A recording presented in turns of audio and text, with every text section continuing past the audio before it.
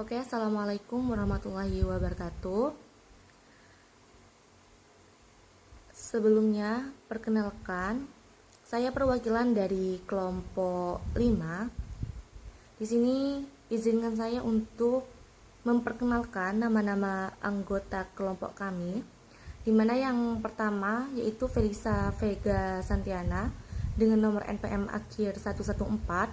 Lalu saya sendiri Eka Widianti dengan nomor NPM 085, Villa Wahidatul dengan nomor NPM 086, Yuveka Talita Ardiningrum dengan nomor NPM 105, Aprilia Tanjung dengan nomor NPM 099, dan Wahyu Kristianto dengan nomor NPM 087. Di sini kami akan mempresentasikan hasil dari diskusi kami dengan judul yaitu sistem akuntansi, penggajian, dan pengupahan. Kenalkan, saya Felisa Vega Santiana. Di sini saya akan membuka materi mengenai sistem akuntansi penggajian dan pengupahan. Nah, dalam perusahaan manufaktur, pembayaran kepada karyawan itu biasanya dibagi menjadi dua golongan, yaitu gaji dan upah. Gaji umumnya merupakan pembayaran atas penyerahan jasa yang dilakukan oleh karyawan yang mempunyai jenjang jabatan manajer. Sedangkan upah merupakan pembayaran atas penyerahan jasa yang dilakukan oleh karyawan pelaksana atau buruh. Umumnya gaji itu dibayarkan secara tetap per bulan, sedangkan upah dibayarkan berdasarkan hari kerja atau jam kerja atau jumlah satuan produk yang dihasilkan oleh karyawan tersebut. Jadi di bab ini akan diuraikan mengenai sistem penggajian bagi karyawan yang dibayarkan tetap setiap bulannya dan sistem pengupahan bagi karyawan yang dibayar berdasarkan hari, jam, atau jumlah satuan produk yang dihasilkan. Di sini kita akan mengetahui mengenai informasi yang diperlukan oleh manajemen. Informasi yang dibutuhkan oleh manajemen dari kegiatan penggajian dan pengupahan itu ada 4. Yang pertama adalah jumlah biaya gaji dan upah yang menjadi beban perusahaan selama periode akuntansi tertentu.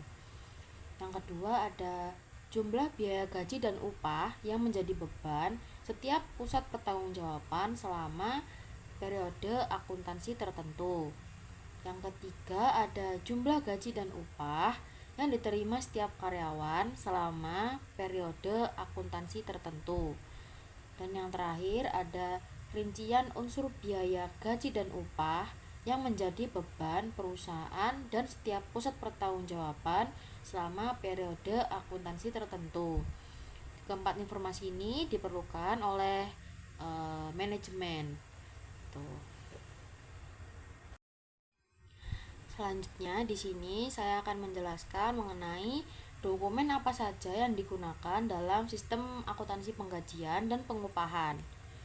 Ada 8 dokumen yang akan kita bahas. Yang pertama ada dokumen pendukung perubahan gaji dan upah. Yang kedua ada kartu jam hadir. Yang ketiga ada kartu jam kerja. Yang keempat ada daftar gaji dan daftar upah. Yang kelima ada rekap daftar gaji dan rekap daftar upah. Yang keenam ada surat pernyataan gaji dan upah. Yang ketujuh ada amplop gaji dan upah. Dan yang terakhir ada bukti kas keluar. Kita akan membahas yang pertama yaitu dokumen pendukung perubahan gaji dan upah. Dokumen-dokumen ini itu umumnya dikeluarkan oleh fungsi kepegawaian yang berupa surat-surat keputusan terkait dengan karyawan. Misalnya surat keputusan pengangkatan karyawan baru, kenaikan pangkat, perubahan tarif upah, penurunan pangkat, pemberitahuan pemberhentian sementara, pemindahan dan lain sebagainya gitu. Tembusan dokumen ini tuh dikirimkan ke fungsi pembuat daftar gaji dan upah untuk kepentingan pembuatan daftar gaji dan upah. Lalu yang kedua ada kartu jam hadir. Kartu jam hadir ini digunakan oleh fungsi pencatat waktu untuk mencatat jam hadir setiap karyawan di perusahaan. Catatan jam hadir karyawan ini dapat berupa daftar hadir biasa, dapat pula berbentuk kartu hadir yang diisi dengan mesin pencatat waktu. Gitu. Terus yang ketiga ada kartu jam kerja. Kartu jam kerja ini merupakan dokumen yang digunakan untuk mencatat waktu yang digunakan oleh tenaga kerja langsung pabrik guna mengerjakan pesanan tertentu. Dokumen ini itu diisi oleh penyelia pabrik dan diserahkan ke fungsi membuat daftar gaji dan upah untuk dibandingkan dengan kartu jam hadir. Tuh. Sebelum digunakan untuk distribusi biaya upah langsung pada setiap jenis produk dan pesanan. Catatan ini tuh hanya diperlukan dalam perusahaan yang produksinya itu berdasarkan pesanan.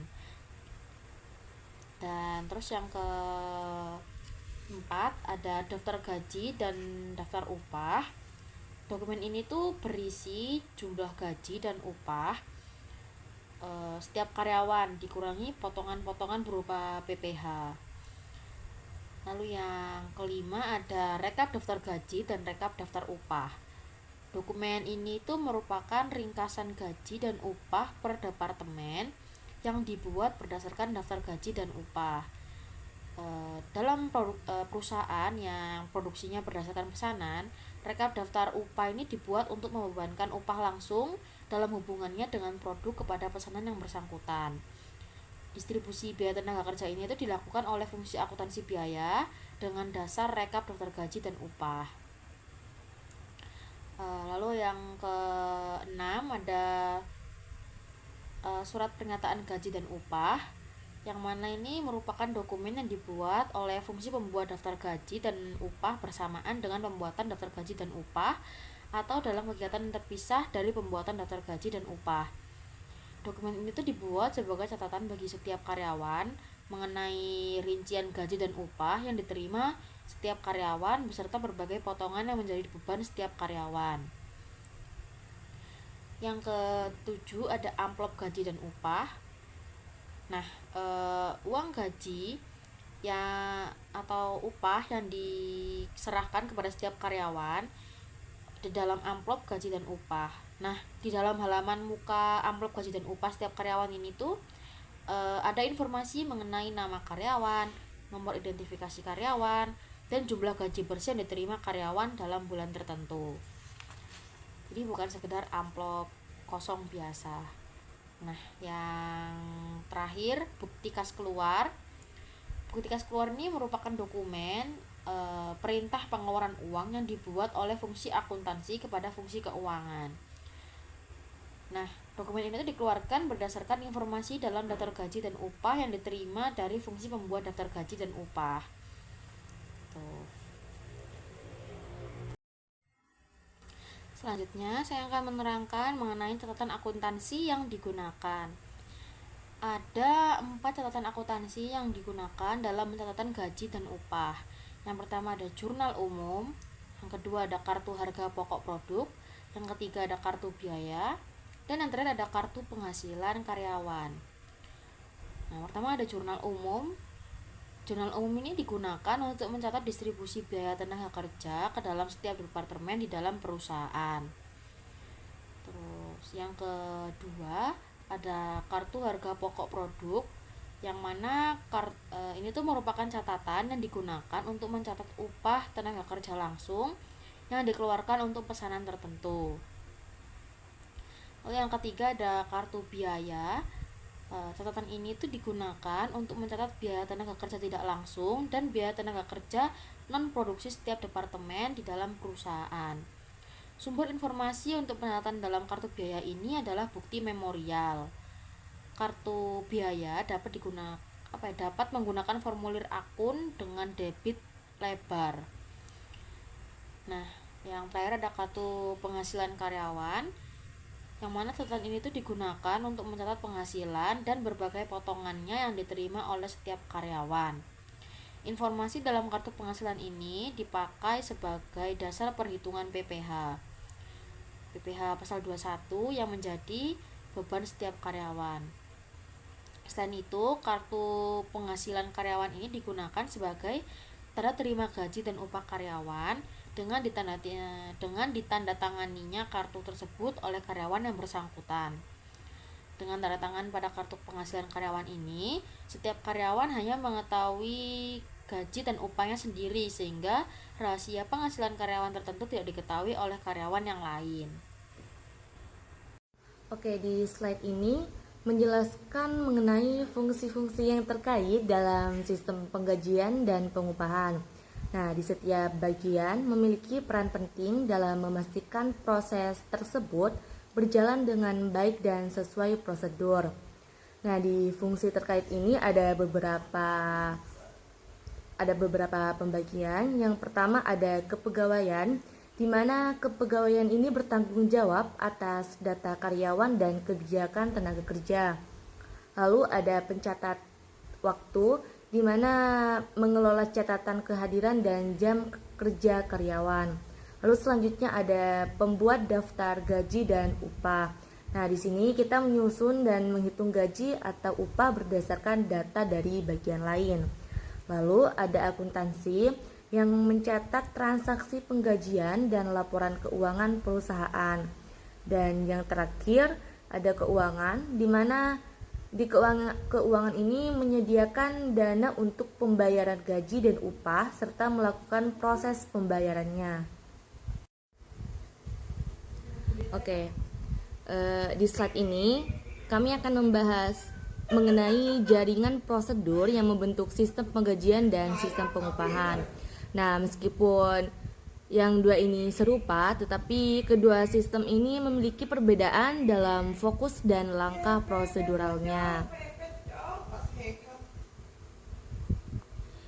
Yang pertama ada sistem penggajian, yang dimana sistem penggajian ini terdiri dari prosedur pencatatan waktu hadir, yaitu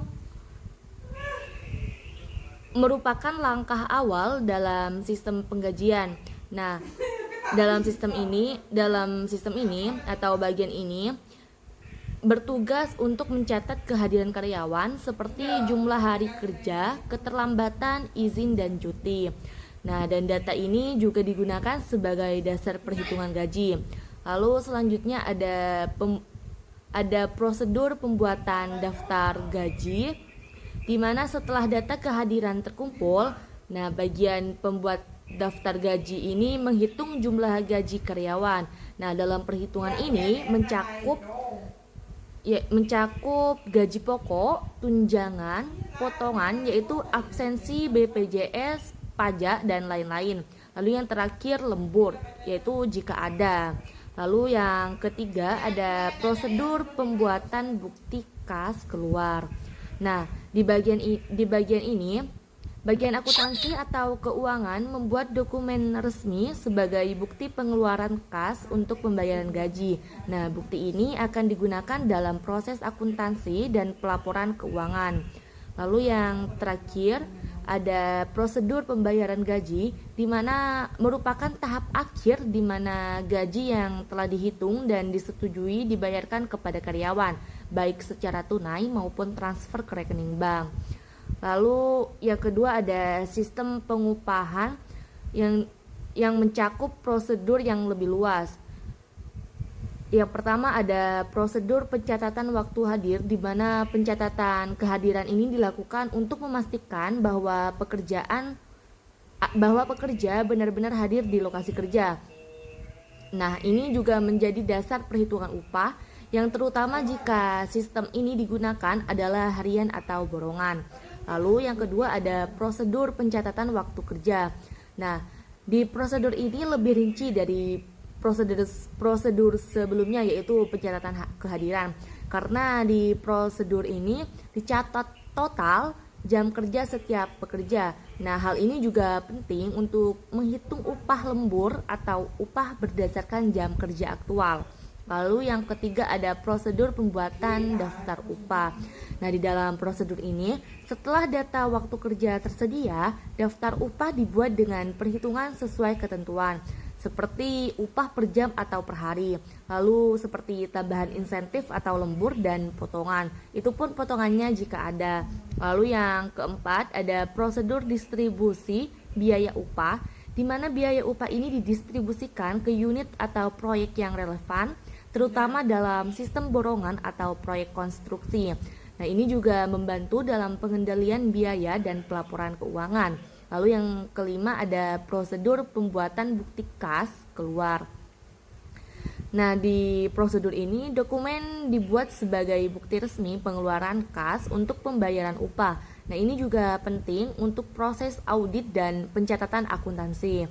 Dan yang terakhir ada prosedur pembayaran upah, di mana upah dibayarkan kepada pekerja sesuai dengan daftar yang telah disetujui.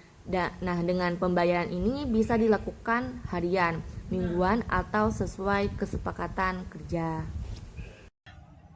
Perkenalkan, nama saya Pria Tanjung dengan PM 099.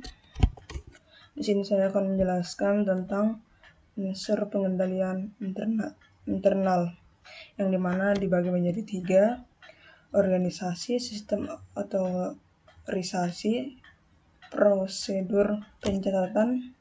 Organisasi berfungsi menjadi 2, yaitu fungsi pembuatan daftar gaji dan upah harus terpisah dari fungsi pembayaran gaji dan upah.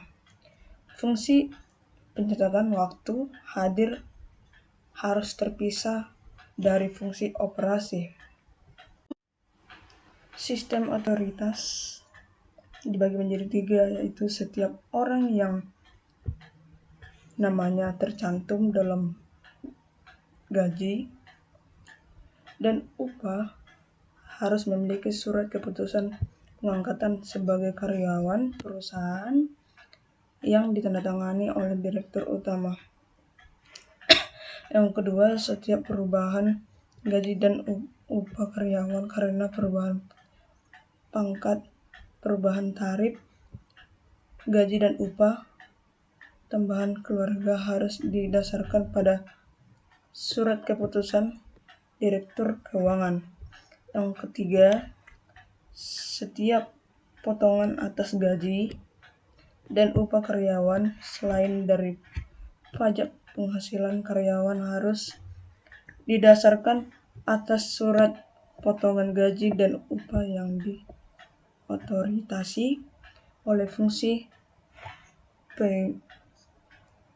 kepegawaian. Yang keempat, kartu jam hadir diotoritas oleh fungsi pencatatan waktu.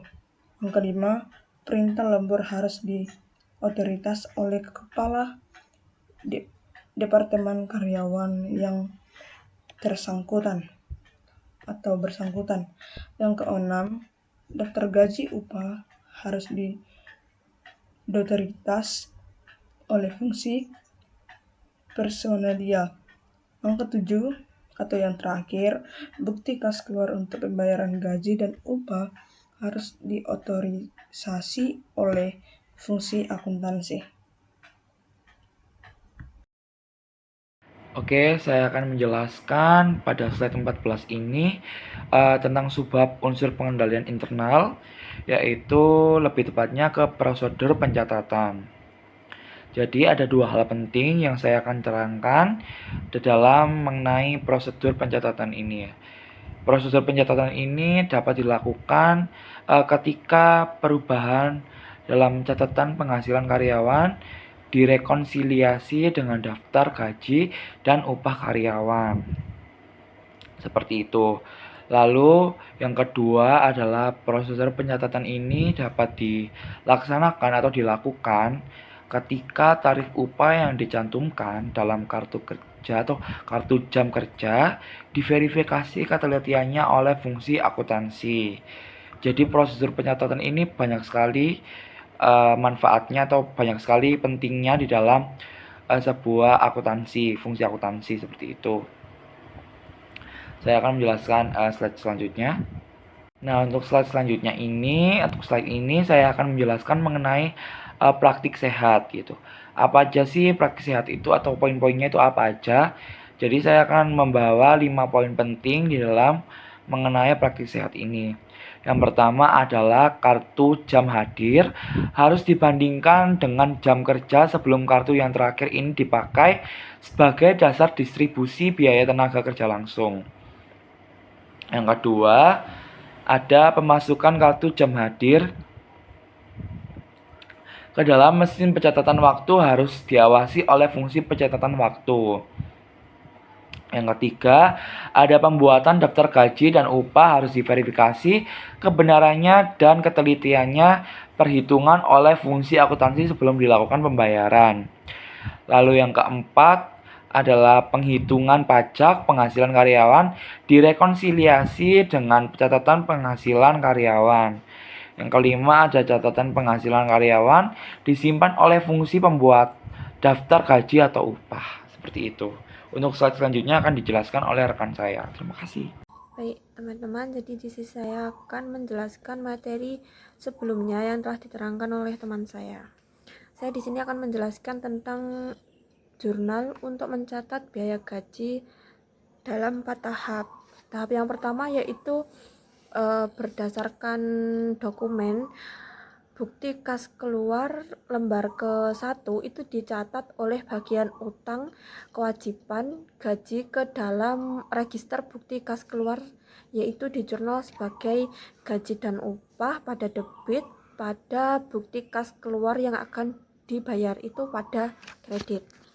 Yang kedua yaitu tahap kedua itu berdasarkan bukti memorial, yaitu bagian jurnal mencatat distribusi biaya gaji ke dalam jurnal umum, yaitu biaya overhead pabrik sesungguhnya, beban administrasi dan umum, beban pemasaran itu pada debit, dan pada gaji dan upah itu pada kredit. Tahap yang ketiga yaitu berdasarkan dokumen bukti kas keluar yang telah dicap lunas oleh fungsi keuangan bagian jurnal. Itu mencatat pembayaran gaji ke dalam register cek, yaitu bukti kas keluar yang akan dibayar itu ditaruh di debit pada kasnya itu ditaruh di kredit. Dan tahap yang keempat yaitu berdasarkan bukti memorial yang dilampirkan dengan rekap daftar gaji. Bagian kartu biaya mencatat biaya tenaga kerja ke dalam buku pembantu atau kartu biaya.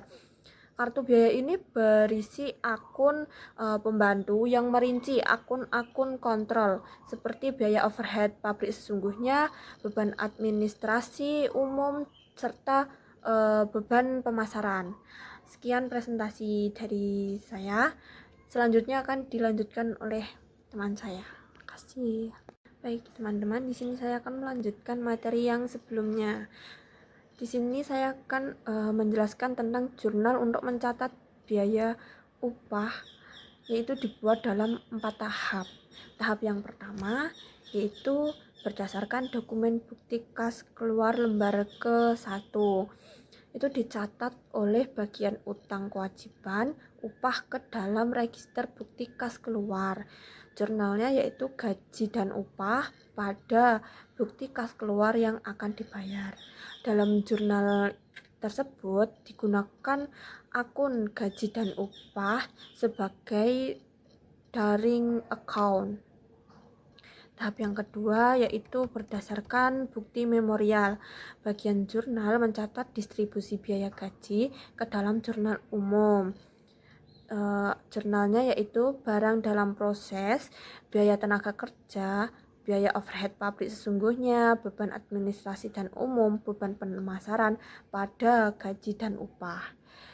Karena upah karyawan di pabrik dibagi menjadi 2, yaitu tenaga kerja langsung dan tenaga kerja tidak langsung, maka biaya upah tenaga kerja langsung itu dibebankan ke dalam akun barang dalam proses biaya tenaga kerja, sedangkan biaya upah tenaga kerja tidak langsung itu diperlakukan sebagai unsur biaya overhead pabrik dan dibebankan ke dalam akun biaya overhead pabrik sesungguhnya. Gaji karyawan, fungsi-fungsi non-produksi dibebankan ke dalam akun beban administrasi dan umum serta akun beban pemasaran. Tahap yang ketiga yaitu berdasarkan dokumen bukti kas keluar yang telah dicap lunas oleh fungsi keuangan bagian jurnal untuk mencatat pembayaran upah karyawan ke dalam register cek tersebut. Jurnalnya yaitu bukti kas keluar yang akan dibayar pada kas. Tahap yang keempat yaitu berdasarkan bukti memorial yang dilampiri dengan rekap daftar upah. Bagian kartu biaya mencatat biaya tenaga kerja ke dalam 2 buku pembantu, yaitu kartu harga pokok produksi dan kartu biaya. Kartu harga pokok produksi ini digunakan untuk mencatat rincian biaya tenaga kerja langsung yang digunakan untuk memproduksi pesanan. Sedangkan kartu harga pokok merupakan akun pembantu untuk akun barang dalam proses biaya tenaga kerja. Kartu biaya ini berdasarkan akun pembantu yang merinci akun-akun kontrol seperti biaya overhead pabrik sesungguhnya, beban administrasi dan umum, dan beban pemasaran. Upah tenaga kerja tidak langsung, upah karyawan, fungsi administrasi dan umum, atau fungsi akuntansi, fungsi personil dan umum, fungsi hubungan masyarakat itu, dan upah karyawan fungsi pemasaran itu dicatat ke dalam kartu biaya. Sekian presentasi dari saya, selanjutnya akan dilanjutkan oleh teman saya. Baik, di sini saya akan melanjutkan presentasi dari rekan saya tentang distribusi beban gaji dan upah. Nah, distribusi beban gaji dan upah ini ditunjukkan untuk menghasilkan laporan beban tenaga kerja. Nah, distribusi beban gaji dan upah ini memiliki beberapa jenis. Yang pertama adalah gaji dan upah, yang kedua adalah tunjangan makan, yang ketiga tunjangan lembur, dan yang terakhir adalah beban kesejahteraan karyawan. Nah, ini tuh ada hubungannya dengan departemen, kegiatan, order produksi, atau kombinasi di antara berbagai jenis yang sudah saya sebutkan tadi. Baik, selanjutnya adalah metode distribusi beban dan upah. Nah, distribusi beban gaji dan upah ini memiliki 3 metode. Yang pertama adalah metode akun per kolom, yang kedua adalah metode summary strip tiket tunggal, yang ketiga adalah metode distribusi dengan komputer. Nah, pertama kita akan membahas tentang metode akun per kolom terlebih dahulu. Nah, metode akun per kolom ini misalnya manajemen menginginkan laporan beban tenaga kerja menurut jenisnya per departemen. Maka laporan ini tuh dapat dihasilkan dengan menyediakan akun beban per kolom untuk setiap departemen dalam buku pembantu beban. Nah, pada akhir bulan setiap kolom rupiah dalam akun per kolom dijumlah dan hasilnya disajikan dalam laporan beban tenaga kerja per departemen. Nah, media yang dipakai sebagai sumber itu media yang dipakai untuk sumber informasi untuk diposting ke dalam akun berkolom ini adalah rekap daftar gaji dan upah atau jurnal umum. Yang kedua adalah metode summary strip tiket tunggal. Nah, distribusi beban upah langsung dapat dilakukan dengan membuat kartu jam kerja untuk setiap order produksi. Nah, kartu jam kerja ini kemudian dengan tarif upah karyawan yang bekerja untuk order produksi tersebut dan dikalikan jumlah jam kerja serta disimpan dalam arsip sementara menurut order produksi. Nah, secara periode kartu jam kerja ini di total jumlah rupiahnya dan dicatat dalam kartu harga pokok produk. Untuk tenaga kerja tidak langsung, kartu jam kerja diisi dengan tarif upahnya, kemudian diurutkan menurut kualifikasi beban tenaga kerja menurut jenis dan departemennya. Nah, yang terakhir adalah metode distribusi dengan komputer. Nah, metode distribusi penerbitan yang timbul dari transaksi pengajian dan pengupahan dengan menggunakan komputer dilakukan dengan memberikan kode transaksi yang terjadi sesuai dengan klarifikasi yang diinginkan. Jika transaksi sudah diberi kode, maka proses pengurutan akan dilakukan oleh komputer melalui program. Oleh karena itu, titik berat kegiatan distribusi beban gaji dan upah terletak pada kerangka pemberian kode terhadap transaksi gaji dan upah itu sendiri. Nah, pengupahan akan diklarifikasikan menurut jenis beban kerja, beban tenaga kerja. Ada 30 jenis beban tenaga kerja, pusat pertanggungjawaban yang dibagi menurut hierarki manajemen, dan menurut jenis produk yang dihasilkan. Maka, kerangka pemberian kode akun beban dapat disusun seperti nah, arsip induk ini tuh arsip induk beban dapat digunakan untuk menghasilkan laporan beban tenaga kerja yang berupa 1. Laporan beban tenaga kerja menurut jenisnya, 2. Laporan beban tenaga kerja menurut pusat pertanggungjawaban, dan ketiga adalah laporan tenaga kerja menurut produk. Seperti itu. Terima kasih.